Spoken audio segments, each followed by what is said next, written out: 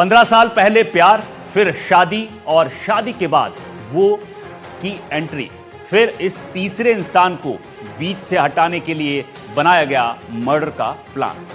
पति की प्रेमिका को मरवाने के लिए एक महिला इतनी डेस्परेट हो गई कि वो अपनी 15 लाख के लिए गहने भी बेचने के लिए तैयार हो गई। झुंझुनू में एक स्कूल की हेडमास्टर अपने पति के अवैध संबंधों से इतनी परेशान थी कि उसने अपने पति की प्रेमिका के कत्ल की साजिश रच डाली।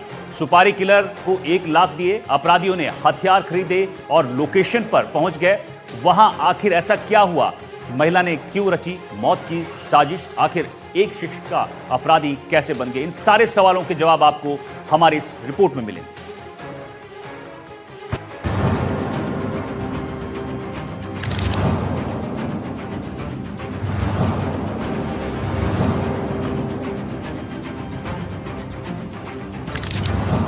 पति की प्रेमिका के मर्डर का प्लान, ऑस्ट्रेलिया में रची कत्ल की साजिश, पति के एक्स्ट्रा मैरिटल अफेयर से थी परेशान, एक शिक्षिका कैसे बन गई अपराधी। ये है काजल पटेल। गुजरात के मेहसाणा जिले के ऊंझा कस्बे की रहने वाली काजल पटेल सरकारी स्कूल में हेड मिस्ट्रेस है। झुंझुनू की पिलानी पुलिस ने काजल पटेल को अपने पति की प्रेमिका को मरवाने के प्लान बनाने के आरोप में गिरफ्तार किया है। पूछताछ में जो काजल पटेल ने खुलासे किए, उससे पुलिस भी हैरान हो गई।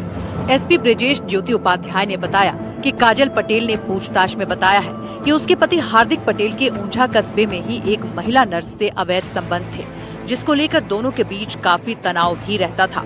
काजल पटेल अपने पति के अवैध संबंधों से परेशान थी। उसने कोशिश की कि उसका पति अपनी प्रेमिका से संबंध तोड़ दे। काफी लंबा अरसा गुजरने के बाद जब वो अपनी कोशिशों में नाकाम होने लगी, तो उसने अपने पति की प्रेमिका के मर्डर की ही साजिश रच डाली और इसके लिए वो किसी भी हद तक जाने को तैयार थी। मई 2025 में काजल अपने पति के साथ ऑस्ट्रेलिया घूमने गई थी। उसकी मुलाकात गुजरात पुलिस के कांस्टेबल से हुई। दोनों की बात शुरू हो गई और ये दोस्ती में बदल गई। काजल ने अपनी परेशानी कांस्टेबल से बताई। काजल पटेल के पति की प्रेमिका को मारने की साजिश रची। दोनों ने मिलकर महिला नर्स को मरवाने का प्लान बनाया। मर्डर के लिए 15 लाख रुपए में हुई डील। गुजरात की गोपाल शर्मा नाम के शख्स को मर्डर का जिम्मा सौंपा गया। हाई सिक्योरिटी सीसीटीवी की कड़ी निगरानी देख सुपारी किलर लौट आए। राजस्थान की झुंझुनू पुलिस ने रंगदारी के मामले में 6 आरोपी को गिरफ्तार किया था और इसमें से एक आरोपी हिमांशु, जो कि हार्डकोर है, उससे जब पूछताछ की तो बेहद चौंकाने वाला खुलासा हुआ। दरअसल इसने पूछताछ में बताया कि ये गुजरात के वडोदरा में एक महिला डॉक्टर की हत्या की साजिश रच रहे थे। वहीं के रहने वाले एक शख्स ने बाकायदा इनको 15 लाख रुपए की सुपारी दी थी और 1 लाख रुपए इनको एडवांस भी दिया गया था। उस एडवांस रुपए से ये विदेशी जो पिस्टल है और कारतूस है वो लेकर आ गए थे, वो भी पुलिस ने बरामद कर लिया है। इनने अपने गैंगस्टरों के साथ, अपने बदमाशों के साथ गुजरात में एक बार रैकी भी की थी।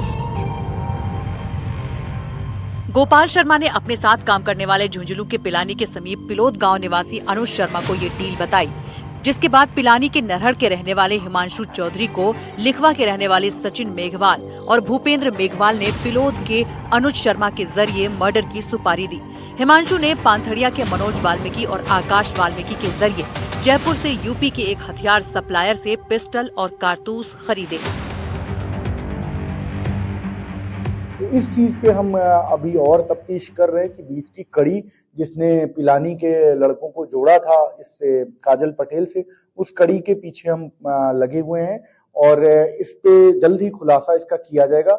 बट यह बात सही है कि ये जब घूमने गई थी तो वहां पे इसकी मुलाकात हुई थी और उस जो अपने आप को बताता था उस पे हमारी नजर है। उसके बारे में और जानकारियां जुटाई जा रही हैं और उसको भी इस केस में मुख्य भूमिका में बंद किया जाएगा। एसपी ब्रजेश ज्योति उपाध्याय ने बताया कि इस मामले में पहले 6 आरोपियों को गिरफ्तार किया गया था, जिनसे पूछताछ में हेडमिस्ट्रेस और इस मर्डर प्लान की मुख्य सूत्रधार काजल पटेल का नाम सामने आया है।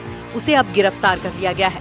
एसपी ने बताया कि इस मामले को आरोपी नर्स को मारने के लिए सुपारी के बाद 1 लाख रुपए मिलते ही हथियार भी खरीद कर ले आए थे और मारने के लिए गुजरात भी गए थे।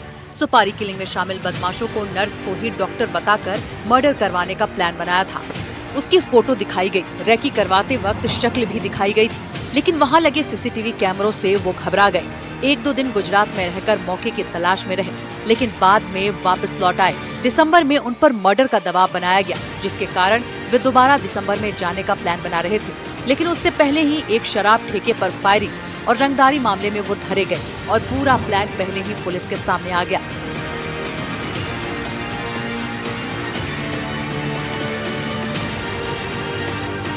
इन्होंने 100% रेकी कर रखी थी, उसकी फोटो देख रखी थी, चेहरा भी देख लिया था, पहचान भी लिया था, बट उस दिन वो घटना नहीं किया क्योंकि उस दिन सीसीटीवी वगैरह का इनको डर लग गया कि किसी दूसरी तरीके से प्लान करेंगे।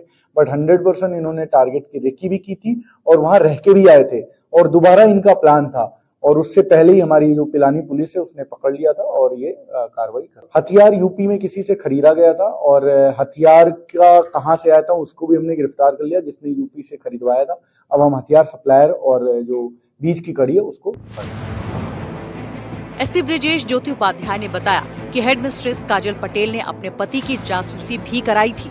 उसने न केवल घर में कई जगह पर ऑडियो रिकॉर्डर रखवाए थे, बल्कि अपने पति हार्दिक पटेल की गाड़ी में भी ऑडियो रिकॉर्डर रखकर हर वक्त अपने पति की बातें सुनती रहती थी।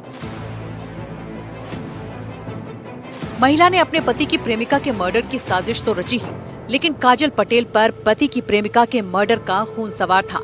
महिला ने सीआईडी कांस्टेबल से पति की रेकी करवाई, पद का इस्तेमाल करते हुए पति की कॉल डिटेल्स निकलवाई, पति के लोकेशन को ट्रैक करवाने का भी दबाव बनाया। हत्या करवाने के लिए महिला डेस्परेट थी। सुपारी के पैसे के लिए गहने बेचने को तैयार थी महिला। गहने बेचकर 15 लाख देने को तैयार थी। पति की प्रेमिका को मरवाने का महिला के सिर पर खून सवार था। उसने कथित सीआईडी कांस्टेबल से भी अपने पति की रेकी करवाई। साथ ही कांस्टेबल पर दबाव बनाया कि वो अपने पद का इस्तेमाल करते हुए पति की कॉल डिटेल रिकॉर्ड और लोकेशन निकलवाए, लेकिन कांस्टेबल ये नहीं कर पाया। काजल ने ये भी तय कर लिया था कि शूटर्स को 15 लाख रुपए देने के लिए वो अपने गहने तक बेच देगी, लेकिन उसे सिर्फ नर्स का मर्डर दिख रहा था। इसके लिए वो कुछ भी करने को तैयार थी। पति के अवैध संबंधों से परेशान महिला प्रेमिका की हत्या करवाने के लिए डेस्परेट थी। वो कैसे भी करके नर्स की हत्या करवाना चाहती थी। इसके लिए वो अपने गहने बेचने को भी तैयार थी। महिला की इस सनक ने एक शिक्षिका को देखते ही देखते अपराधी बना दिया। नर्स को मरवाने की तैयारी पूरी थी, लेकिन पुलिस की सतर्कता और हाई सिक्योरिटी से एक खौफनाक मर्डर का प्लान फेल हो गया।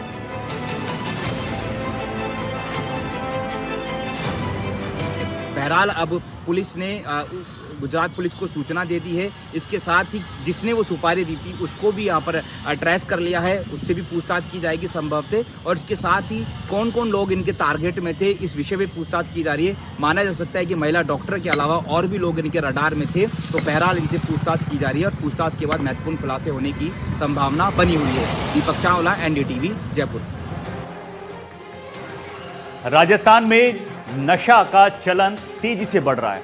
आंकड़े की माने तो पिछले 3 सालों में 40% तक नशा तस्करी के मामले बढ़ते जा रहे हैं। सीमा पार से ड्रग्स तस्करों के तार जुड़े। राजस्थान समेत देश के युवा नशे के दलदल में फंसते जा रहे हैं। इस बीच प्रशासन की नाकामी भी उजागर होती है, क्योंकि ये तस्कर एनडीपीएस एक्ट को बड़ी चालाकी से मैनिपुलेट कर देते हैं। बिल्कुल छोटी छोटी मात्रा में ड्रग्स को बेचते हैं। पकड़े गए तो तुरंत रिहाई भी हो जाती है, क्योंकि कुछ ग्राम मिलने पर आरोपी के खिलाफ छोटे मोटे केस बनते हैं। लेकिन यही एक ईंट जोड़कर ये तस्कर अपना नेटवर्क खड़ा कर देते हैं और अब इसी नशे के जाल में राजस्थान भी फंसता जा रहा है। जयपुर से देखिए हमारी ये खास रिपोर्ट।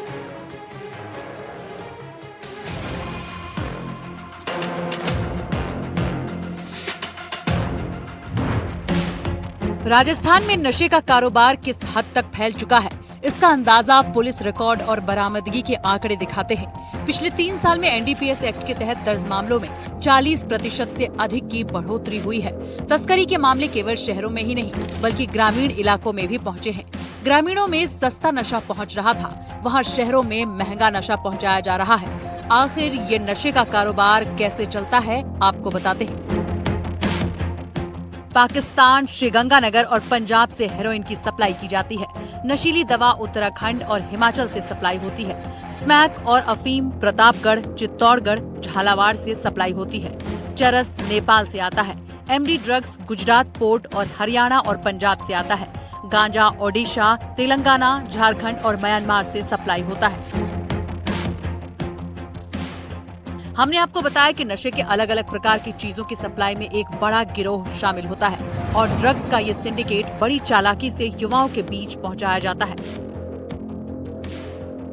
ये जो पूरा सप्लाई चेन है निचले स्तर पर, जो रिटेल लेवल पर हम सप्लाई चेन कहते हैं, कि जो कि चाहे आपके घर पर डिलीवर करते हो या फिर दुकान के मार्फत डिलीवर करते हो, इनका हम बीट लेवल पर अभी चिन्हीकरण कर रहे हैं। पिछले कुछ दिनों में हमने काफ़ी कार्रवाई की है। पूरे कमिश्नरेट में करीब 25 से अधिक मुकदमे दर्ज हुए हैं पिछले 2-3 दिनों में। सीएसटी के द्वारा भी कार्रवाई की गई है और बीट लेवल पर एक बार चिन्हीकरण करने के बाद ऐसे लोग जो इस तरह की गतिविधियों में संलिप्त हैं उनके विरुद्ध हम सख्त से सख्त कार्रवाई करेंगे। उनकी प्रॉपर्टी को भी चिन्हित करेंगे। अगर उन्होंने अवैध संपत्ति अर्जित कर रखी है अपराध करके, तो उनके प्रॉपर्टी का सीजर भी हम 107 BNSS में करने का प्रयास करेंगे। सर, गंभीर विषय है कि स्कूल और कॉलेज के बाहर इस तरह से पुलिस जांच में आई, गंभीर विषय है सर?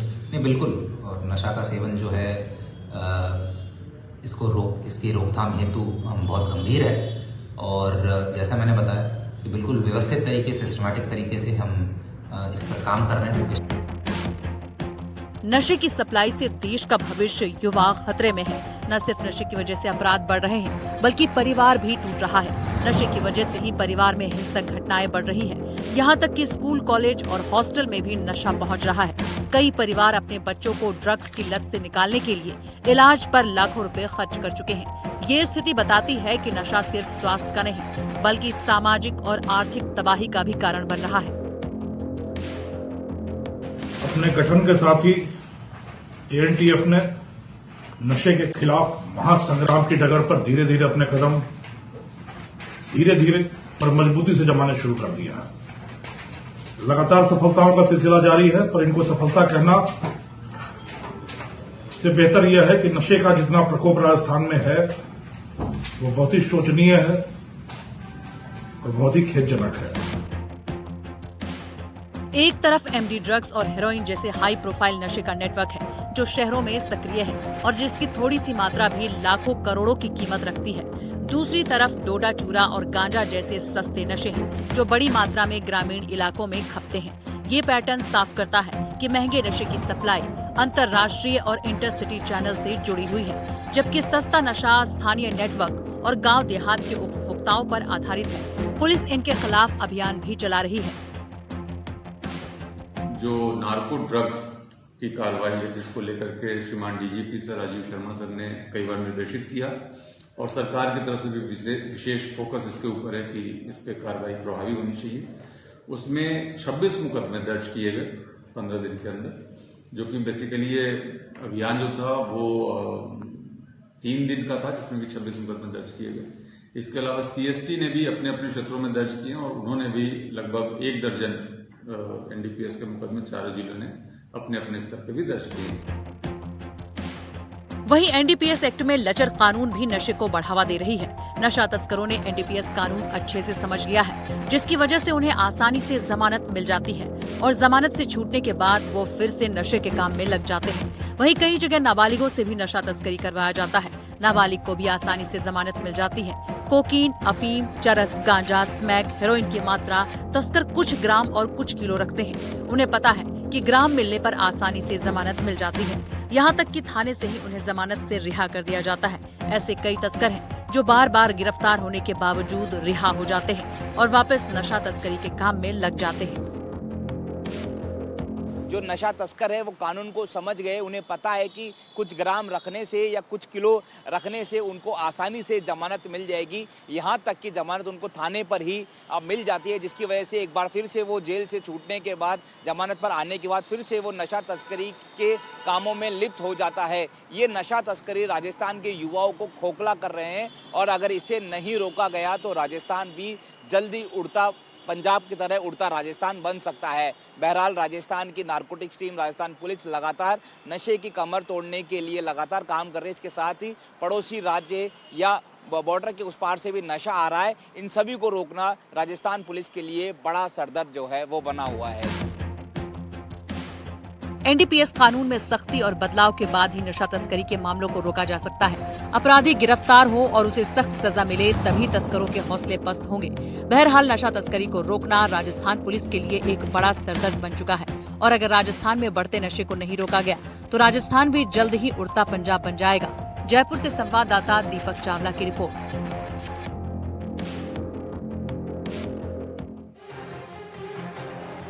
उधर हनुमानगढ़ पुलिस ने नशा तस्करी के खिलाफ बड़ी कार्रवाई को अंजाम दिया है। 10 करोड़ की एमडी ड्रग्स पकड़ी गई है। साथ ही आपको बता दें आरोपियों के पास से हथियार भी बरामद किए गए हैं। 2 तस्करों की गिरफ्तारी राजस्थान में नशे को लेकर एक सवाल खड़े कर रही है। आखिर नशे का यह कारोबार हनुमानगढ़ में कैसे फल फूल रहा है, क्या पूरी कहानी इसकी है, आपको दिखाते हैं रिपोर्ट में।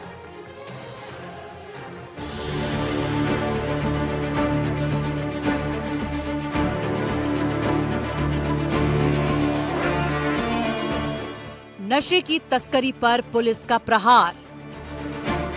एमडी ड्रग्स, अफीम और जिंदा कारतूस बरामद। एमडी ड्रग्स की सबसे बड़ी खेप जब्त। 10 करोड़ की ड्रग्स के कितने सूत्रधार। हनुमानगढ़ पुलिस ने नशा तस्करी के खिलाफ बड़ी कार्रवाई करते हुए 6 किलो एमडी ड्रग्स, 3 किलो अफीम, 1 पिस्तौल और 3 जिंदा कारतूस बरामद किए हैं। इस कार्रवाई को जिले में अब तक की एमडी ड्रग्स की सबसे बड़ी बरामदगी बताया जा रहा है। मामले की जानकारी देते हुए पुलिस अधीक्षक हरिशंकर ने प्रेस वार्ता में बताया कि बरामद एमडी ड्रग्स की अंतर्राष्ट्रीय बाजार में अनुमानित कीमत करीब 10 करोड़ रुपए है।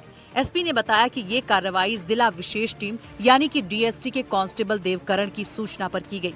सूचना के आधार पर टाउन पुलिस ने भारतमाला रोड पर नाकाबंदी कर एक वाहन को रोका, जिसमें सवार फलौदी जिला निवासी संतोष बिश्नोई और रमेश चंद्र बिश्नोई को गिरफ्तार कर लिया गया। तलाशी के दौरान पुलिस ने आरोपियों के कब्जे से 6 किलो एमडी ड्रग्स बरामद कर दिए। साथ ही 3 किलो अफीम, 1 पिस्तौल और 3 जिंदा कारतूस भी बरामद हुए हैं। एसपी हरिशंकर ने बताया कि गिरफ्तार आरोपी रमेश चंद्र बिश्नोई लोहावट थाना का हिस्ट्री शीटर है। दोनों आरोपियों से नशा तस्करी नेटवर्क और उसके संपर्कों को लेकर गहन पूछताछ की जा रही है। दोनों आरोपी जिनके नाम संतोष पुत्र जगदीश लोहावट थाना, रमेश चंद्र उर्फ शंकर पुत्र भागीरथ लोहावट थाना, ये हिस्ट्री सीटर भी है। इसका भी हमने रिकॉर्ड चेक करवाया और इसके खिलाफ आर्म्स, एनडीपीएस और जानलेवा हमले के मुकदमे भी हैं। तो ये कंबाइंड कल कार्रवाई डीएसटी और टाउन थाना पुलिस के द्वारा की गई, जिसकी लगभग मार्केट जो बाजार कीमत है अराउंड 10 करोड़ है। पिछले समय भी हमारे जिला के द्वारा लगातार बड़ी कार्रवाई की गई। तो लगातार ही हमारा भारतमाला पर जो इन तस्करों का मूवमेंट है उनका पीछा किया जा रहा है। सूचना का इकट्ठी की जा रही है और कार्रवाई की जा रही है। इस कार्रवाई में डीएसटी कांस्टेबल देवकरण चोटिया और टाउन थाना के कांस्टेबल रमेश पुनिया की विशेष भूमिका रही। वहीं मामले की जांच टाउन अधिकारी अशोक बिश्नोई कर रहे हैं। इस पूरी कार्रवाई के अंदर डीएसटी के कांस्टेबल देवकरण और टाउन थाने के कांस्टेबल रमेश पुनिया की विशेष भूमिका रही। टाउन थाना क्षेत्र के अंदर भारतमाला के ऊपर नाकाबंदी के दौरान 2 युवकों को रुकाया गया, जिनकी तलाशी में पुलिस को 6 किलो एमडी और 3 किलो अफीम सहित 1 पिस्टल और 3 जिंदा कारतूस बरामद किए, जिनकी कुल जो कीमत थी मादक पदार्थों की वो 10 करोड़ से ज्यादा थी। निश्चित तौर पर ये जो पुलिस को एक बड़ी सफलता के तौर पर इसको देखा जा रहा है, लेकिन निश्चित तौर पर जिस तरह से भारतमाला के ऊपर लगातार जो पुलिस को ऐसी मादक पदार्थों की जो खेप बरामद हो रही है वो कहीं ना कहीं इस क्षेत्र के लिए एक बड़ी चिंता है। लेकिन जहां अपराधी और तस्कर डाल है, वहीं पुलिस भी अब पात नजर आ रही है। लगातार जिस तरह से न सिर्फ एमडी और जो पोस्ट के मामले में बड़ी कार्रवाई की। 10 करोड़ की ड्रग्स के साथ 2 तस्करों की गिरफ्तारी राजस्थान में नशे को लेकर एक सवाल खड़ा करती है। साथ ही ये खेप एमडी ड्रग्स की बताई जा रही है। आरोपियों के पास से हथियार तक बरामद हुए हैं। पुलिस फिलहाल इस पूरे मामले की जांच कर रही है, लेकिन इतनी बड़ी मात्रा में खतरनाक ड्रग्स का मिलना एक बड़े गिरोह की तरफ इशारा कर रहा है। पुलिस आरोपियों से पूछताछ कर रही है और टाउन थाना अधिकारी अशोक बिश्नोई आगे इस मामले की पूरी जांच करेंगे। ये जिले में अभी तक की पुलिस का सबसे बड़ा एमडी का सीजर है। निश्चित तौर पर हनुमानगढ़ पुलिस ने एक बड़ी कार्रवाई को अंजाम दिया है। एसपी हरिशंकर ने आज प्रेस वार्ता में मीडिया को ब्रीफ करते हुए बताया कि जो पुलिस ने बड़ी कार्रवाई अंजाम दी है, आगे भी पुलिस इसी तरह जो भारतमाला के ऊपर कड़ी निगरानी करेगी। वहीं जो तस्करों के ऊपर जिला पुलिस का जो अभियान चल रहा है, इसी अभियान के तहत आगे और भी बड़ी कार्रवाइयों को जल्द अंजाम दिया जाएगा। एनडीटीवी के लिए मनीष शर्मा, हनुमानगढ़। हमेशा भारत से मुंह की खाने वाला नापाक पाकिस्तान अब भारत की आर्थिक व्यवस्था को नुकसान पहुंचाने की नाकाम कोशिश कर रहा है। नकली नोट का जखीरा बरामद हुआ है, जिसे मेड इन पाकिस्तान बताया जा रहा है। भारत की खुफिया एजेंसी को अलर्ट करने वाली इस खबर में और क्या कुछ निकलकर सामने आया है, हमारी इस रिपोर्ट में देखिए आप।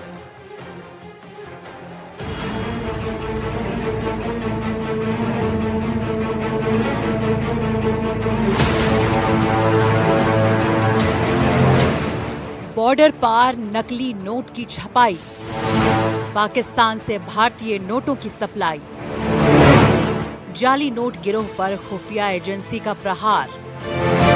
कम समय में आसानी से करोड़पति बनने की चाह में अब कई बदमाश नकली नोट सप्लाई करने में जुटे हैं। या तो ये नकली नोट बॉर्डर पार पाकिस्तान से आ रहे हैं, या फिर देश में ही मौजूद असामाजिक तत्व करेंसी छाप रहे हैं। राजस्थान एसओजी की माने तो ये एक बड़ी चिंता का विषय है। जो गिरोह भारत में नोट छाप रहे हैं, उसकी क्वालिटी अच्छी नहीं होती और आसानी से पकड़ी जा सकती है। इनमें वाटरमार्क और सिक्योरिटी थ्रेट भी नहीं होते। वहीं इनके सीरियल नंबर भी एक जैसे होते हैं, जिससे इनकी पहचान करना आसान होता है। लेकिन जो नोट पाकिस्तान में छप रहे हैं, उनकी क्वालिटी उच्च होती है। इनमें सिक्योरिटी थ्रेट, वाटरमार्क और सभी के सीरियल नंबर भी अलग अलग होते हैं। यानी कि पाकिस्तान हूबहू भारत जैसे नोट छाप रहा है और इसे भारत में सप्लाई करवा रहा है। पाकिस्तान ने भारत में कई सप्लायर बना रखे हैं, जो भारत में नोटों की सप्लाई का काम करते हैं। वहीं पाकिस्तान के आकाओं की ट्रेनिंग के आधार पर ही भारत ने भी नोट प्रिंट करवाया है। दो प्रकार के FICN fake Indian currency network होता है। एक तो होता है जो अक्रॉस द बॉर्डर, देश की सीमाओं के बाहर जो प्रिंट होके आ रहे हैं, और दूसरे वो हैं जो देश में ही प्रिंट हो रहे हैं शरारती तत्वों द्वारा। किसी ने फोटोकॉपियर कर दिया, किसी ने कुछ इसमें कर दी। मेन खतरा जो देश को है और अपन सबको है, वो जो बाहर से प्रिंट होके आ रहे हैं, बड़ी उच्च कोटि के आ रहे हैं, जिसमें वाटरमार्क, सिक्योरिटी थ्रेड, सारे फीचर्स होते हैं और सभी नोट अलग अलग नंबर के होते हैं। जो फोटोकॉपियर वाले हैं, उसमें सारे नोट आपको पूरे बंडल में एक ही नंबर के मिलेंगे। हमारी इनके ऊपर निगरानी जारी है। FICN पे अभी कुछ ही टाइम पहले हमने करीब 45 लाख के FICN पकड़ा था। इसमें एक नया मॉड्यूल, इंडिया बेस्ड मॉड्यूल भी अभी कोई डेवलप हुआ है, जिसके ऊपर नजर रखी जा रही है कि किस प्रकार से वो देश के अंदर ही इस प्रकार के नोटों को बनाने की कार्रवाई।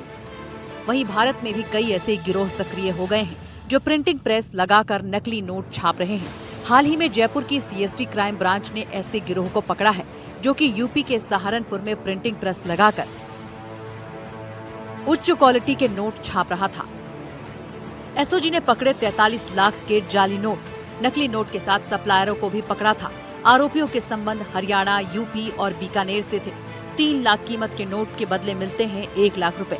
पाकिस्तान में छपते हैं नकली भारतीय नोट। यहाँ छपने वाले नोटों से ज्यादा असली लगते हैं। सुरक्षा के लिहाज से खुफिया एजेंसियों के लिए चुनौती बनी है। एसओजी ने 43 लाख के उच्च क्वालिटी के नकली नोटों के साथ ही सप्लायरों को पकड़ा था। इन सभी का कनेक्शन हरियाणा, प्रयागराज और बीकानेर से था। 1 लाख के असली नोट के बदले 3 लाख के नकली नोट दिए जाते हैं और फिर इन्हें बाजार में चलाया जाता है। पेट्रोल पंप और खुदरा बाजार में ज्यादा इसकी खपत होती है, क्योंकि यहाँ पर कैश फ्लो ज्यादा होता है और जल्दबाजी में कोई अच्छे से देख भी नहीं पाता। वहीं हवाले कारोबार में भी नकली नोटों की खपत ज्यादा हो रही है। बीते 2 सालों में जाली नोट सप्लाई के 2 दर्जन मामले दर्ज किए गए हैं। जयपुर के गांधीनगर इलाके में रिजर्व बैंक है, यहाँ भी कई बार ये नकली नोट पहुँचते हैं। गांधीनगर थाना पुलिस ने भी मुकदमा दर्ज कर जांच शुरू कर दी है।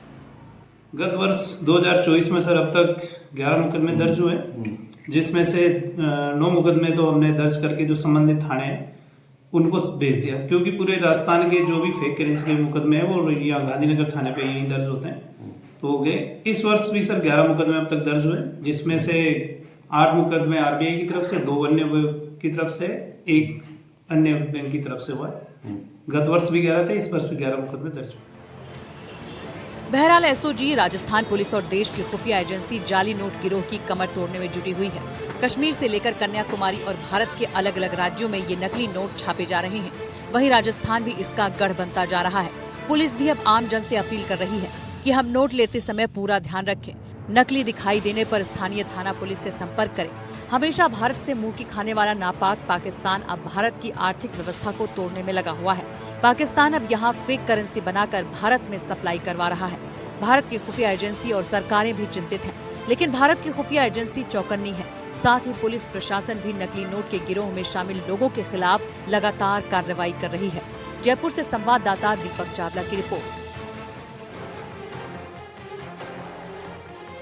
तो हथकड़ी में आज के लिए मेरे साथ इतना ही। आप सावधान रहिएगा, सतर्क रहिएगा। नमस्कार।